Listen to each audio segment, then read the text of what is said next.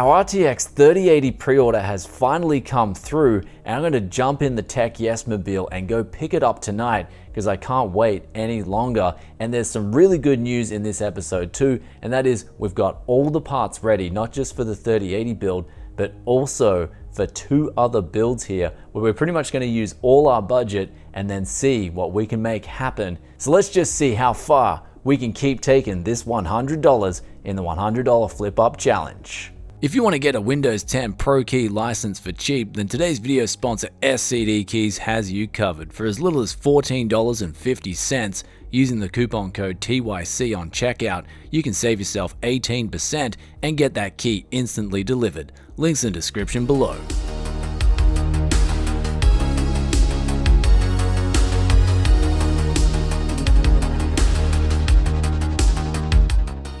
And we've just picked up the RTX 3080. We've got this in the hand. It is ready to rock and roll. I just got to pop into my sister's place and grab a feed because she's just around the corner from here too.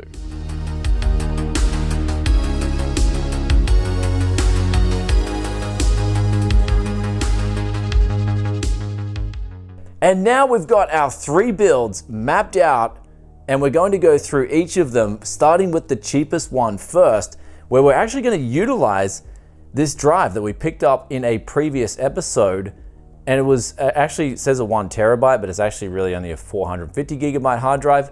And we've got a 780 Ti that we got for 100 Aussie, and then we've got here, we got this off Les for 70. Now this has got a really big power supply in it, which will be perfect with a 780 Ti. It's also got 12 gigabytes of RAM and the SSD, so that's going to really be like a good value PC, because we're putting this one together for literally 170 Aussie dollars. So that's some incredible price performance right there. And I mean, with our leftover budget, we might think of adding in a monitor, keyboard, and mouse just to spice things up, since the case, it's not the best. We'll also be giving that a bit of Tech Yes loving too. Then we've got the next build here. You may notice in the previous episode, I bought this Antec Dapper case for 78 Aussie dollars. And I decided against using it in the higher end build. And the reason being is because I think with a higher end build, you kind of want to go and just spend a little bit more to get the build right. And we will move on to that in a second. But we've got a 650 watt power supply here. We got this for 25 Aussie, we got this for 10. Well, we actually got two of these for 20. We're using one in this build, one in the build over there. And then we've got a 128 gigabyte SSD that we got for $20. And then this combo here is going to be the main core of this build. i5-4590, RGB cooler, motherboard. Now, I did get this in a parts hunt, but I got it with a different cooler and I was in a clutch for another flip. So I used the bigger cooler, which cools better, on a different build with the i7 overclocked and stuff like that. And then I've just replaced it with this cheaper one here, but still got the RGB bling and stuff like that. Then we've got a GTX 970. We got this for 100 Aussie dollars. And so this build in total is coming in at $353. This one right here. Now we're going to move over to the build, the one that we started the series and intended to start building. And this is the RTX 3080 PC right here. i7 10700F. These are going on sale in Australia for a really good price. I mean, Zen 3 around the corner. I would ideally, hopefully I can get this thing flipped before Zen 3 releases. That would be ideal. We got the Z490M Pro 4, decent motherboard, especially coupled with an i7. You're gonna have no problems there. We're then able to overclock the memory, which we've got 32 gigabytes of, and we got 4 sticks, so 4x8. Then we've got the hard drive, 2 terabyte hard drive backup drive, 1 terabyte M.2 NVMe drive, a 650 watt power supply, which is gonna be absolutely fine with the i7 and the 3080. This build in total should be maybe using around 450 watts, which this power supply is more than equipped to handle. And then I was talking about, instead of using the stock cooler, I wanted to get a water cooler. And so we found this with no fans. It's an older Corsair water cooler. I think it's a H115. And it's a 280 mil cooler. We got this for 30 Aussie dollars, but it came with no fans. They told me, they assured me it worked. So hopefully it works fine and there's no like really rattly or bad pump noises and stuff like that. But then we're going to use the 3 140 mil for Corsair fans that we picked up and we pulled out of that previous build with the hub and the controller. So that's going to add RGB to the front of the case, and then we can put the spare fan in the top of the case right here at the top. So that's going to utilize all that RGB. We're going to have water cooling. It's going to look hopefully beautiful. And that leads us to this last part right here, this case. We picked this up for 100 Aussie dollars. Actually, someone in the Discord found it and said, this is local to you, Brian. It's 140, offer him 100. And I did just that. I was like, yeah, cool. 100's really good Aussie dollars for pretty much a brand new. He only opened it and put it back in the box, so it was brand new. And offered him 100 Aussie dollars for it. He accepted, and we went and picked it up. So that leaves the total now with our budget. We came into this episode with 3,316 Aussie dollars. We're coming out with $350 left over. I'll put the tally of all these three builds up here on the screen for you guys, but well, it's starting to get dark now, so we're gonna build this thing into the night and come up with 3 PCs and then talk about how much we intend to flip them for. And that's gonna then span over into the next episode. So let's get it on.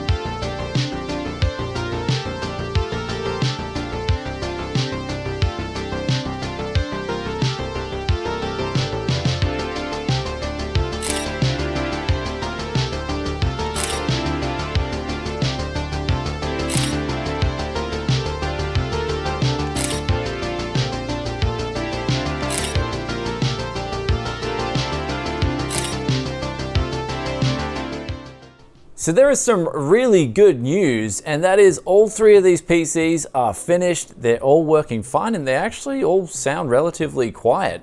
We'll get onto the main PC soon, but we did come into some trouble in paradise here with this build on the table. It had an i5 4590 and the motherboard and the RAM And the problem was that I was getting no signal initially, and I was like, okay, what's going on? Keyboard wasn't lighting up, but the hard drive sounded like it was initializing. And yes, your hard drive will make a noise even if a motherboard's dead, but this sounded like it was actually communicating to the SATA chip on board. So I was like, okay, the motherboard should be okay, since it was also giving out a DRAM LED light warning here. So anyway, I was like, okay, let's just try the CPU. I mean, I did try different RAM sticks straight away, tried a different GPU and checked that GPU individually. And then I quickly went onto the CPU and pulled it out, and I knew straight away what was wrong. And it was just like, it was caked. And I mean caked in thermal paste. So those stories you hear about people just, you know, using way too much thermal paste, that kind of went on here with this CPU. So this was where it's a good time to use brake cleaner. And I don't use brake cleaner as much as I used to in the past, but this is where it's perfect for these situations where there's just so much thermal paste and crap all scattered throughout a small area, and it's going to take you a long time to clean that out with other methods. So I just pretty much blasted this thing down with brake cleaner, dried it off with the data vac, and put it back in, and everything's working now. So I guess whether the person's intention was, like whether they sold it in a condition that wasn't booting, and whether they intended to hose someone, I will never know that. But again, I'm glad it's like people like me buy this stuff and we're able to bring it back to life, rather than someone who's, say, for instance, trying to build their first used PC and they buy something like that and they think they get hosed. And so it's not a good experience if you were that person just trying out the used market for the first time. But that's kind of like, that's the problems that can occur in the used market. We got through this one A-OK, and this case actually ended up turning out to be a little bit better than I thought. I mean, all these builds came together aesthetically, except the real budget banger over there. But let's move on now to our main piece of the prize, the RTX 3080 build. And here it is right here, the grand finale. We've finished it off, and it is looking mint. It's sounding really whisper quiet. It's running through those benchmarks absolutely fine. And the GPU here, this, if you guys are interested in this colorful iGame, I think it's the entry-level model. It weighs in at 1.45 kilo, and the temperatures are around 75 degrees at 66, I think, % fan speeds, and that's in an ambient of 26 degrees. So it is pretty quiet. It does the job. It's similar to the Zotac Trinity that I reviewed, where it's just a decent entry-level model. Of course, if you undervolt these cards, then you will bring those temps and subsequently the noise down, which I do recommend. Now, the other parts of this build is we've got the motherboard. That's absolutely fine. The temperatures aren't getting hot on that either. I mean, it's only an i7-10700F. Even in like the Heaven benchmark, this CPU only juices 25 watt or something like that. It was really low. The silicon power memory, that looks okay. I guess the more RGB you've got in this thing, the more it's going to bling out. And then the NZXT case, which I think this is perfect for a build like this, where we had the three 140mm fans and we had this spare fan slot up here, where this rear fan slot actually doesn't fit a 140mm fan. So it kind of worked out perfectly in this space here, and the build came together really tidy and clean. Now, one thing about these NZXT H510 cases is, especially this white version here, I found that every time I've sold a build in one of these cases, it sells really quickly. So that's a testament to, I guess, the clean aesthetic that they've got going on with their cases. But you guys are probably wondering, what am I going to be trying to sell these three PCs for? Let's sit down, move over to a conclusion, and discuss. And here we have it with three PCs, all finito, dandito. Okay, let's just get on with the video. 170 for the first PC. That's the banger with the GTX 780 Ti. It's got the SSD and the hard drive in there. We reused that hard drive from a previous episode. We're gonna try and go for around, I'm hoping for 420, and then someone offers me 20 under. We're hoping to clear 400 for that build. And that's, again, that's a good, when you look at it in percentage terms, that's a great profit there. So we're hoping for around 230 bucks profit. The good thing about that PC is it also came with Windows 10 pre-activated. The next PC we've got was the one that we had a little bit of trouble with. It still looked amazing though in the end. It came out pretty good. And that one costs just over 350. I think it's 353 Aussie. So we're hoping to get, in return for that one, about 550. So hopefully make 200 bucks if we can. And that's because the NZXT case came up as well. So initially I could have found a cheaper case perhaps and microed a bit more and still get that 550, because people don't care a whole lot about aesthetics still at that price level. But it's when it starts to matter a bit anyway. Hopefully we'll still clear a decent cut on that PC. Then of course, the last one. You guys are wondering, what about the RTX 3080 PC? We got this, we built this for 2413 Aussie, plus I did have to activate Windows 10. So I used an SCD Keys Win 10 Activation Pro key, which was 20 Aussie dollars. And that essentially brought the cost up to 2433 Aussie dollars. So in total, we have, from my estimations, we should have around $330 left in the kitty. But as we've seen here, we haven't really run into any problems. So we've got no problems left. These three PCs are working absolutely fine. And we've still got a little bit left, which we're going to bring into the next episode after we sell these three PCs. So depending on how much I flip them for, which with the RTX 3080, I'm honestly going to go a little bit big on this one. I'm going to try somewhere over 3,500. So hopefully in one flip, we can cut over 1,100 Aussie dollars.